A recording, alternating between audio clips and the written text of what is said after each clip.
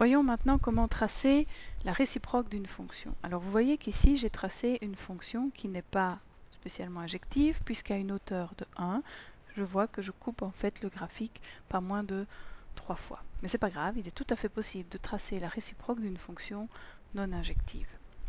Alors, comment tracer la réciproque d'une fonction? La technique consiste en réalité graphiquement à faire une symétrie orthogonale d'axe y égale x. Donc l'axe y égale x correspond à la bisectrice ici du premier cadran.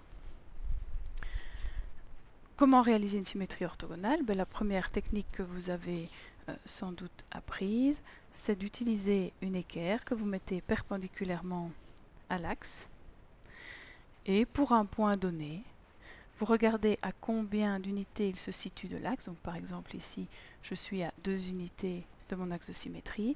Et bien ce petit point blanc, je vais le reporter 2 unités de l'autre côté de l'axe. Et si vous voulez un dessin précis, vous êtes censé répéter cette opération pour un assez grand nombre de points tout au long de la fonction rose. Ce qui est relativement long.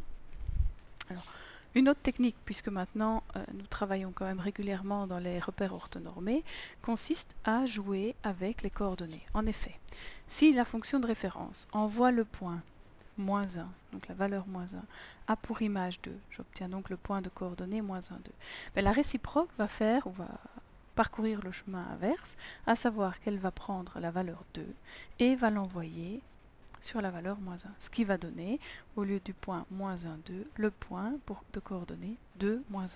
Donc 1, 2, moins 1. Et je vais faire ça pour quelques points particuliers que j'ai déjà référencés sur la fonction ici en mauve. Le point moins 2, moins 1 va être envoyé sur un point de coordonnées moins 1, moins 2. Donc moins 1, moins 2. J'ai ici le point 2, 0 qui va être envoyé sur le point 0, 2. Le point 3, 5 qui va être envoyé sur le point 5, 3. Bon, ici j'ai déjà pu placer 4 points, ce qui n'est clairement pas suffisant dans le cadre de cette fonction, puisqu'elle est quand même relativement complexe. J'ai encore 2 points plus ou moins offerts, puisque les points qui se trouvent en réalité sur l'axe de symétrie, par symétrie, vont rester en place. Donc me voilà avec pas moins de 6, voire même 7 points avec celui que j'ai placé avec l'équerre.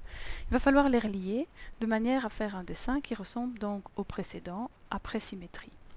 Alors si je pars d'ici en bas à gauche, on constate que la fonction rose était très proche de l'axe de symétrie, donc son image le sera également. Et je vais partir en m'éloignant pour passer par le point moins 1, moins 2.